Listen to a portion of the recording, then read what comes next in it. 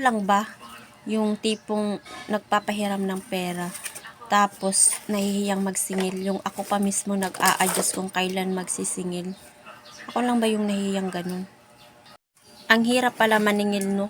Lalo na pag mahiyain ka. Ang swerte ko sana sa point na kusang bumabayad na lang, yung tipong hindi ko nasisingilin para makaulit pa siya. Ganon yung gusto kong pautangin. Anyway, wala naman akong pera. Nagsasabi lang naman. Baka kasi magkapera ako tapos mangutang ka. Ngayon alam mo na dapat kusang bumabayad na lang. Para walang stress si Queen of Vlog na magaganap. Yung iba kasi dyan, siya na yung pinautang, siya pa yung galit sa oras ng singilan. Kaya parang ganun. Parang na-experience ko na yan dati. Kaya nga, ganun na yun. Basta yun na yun.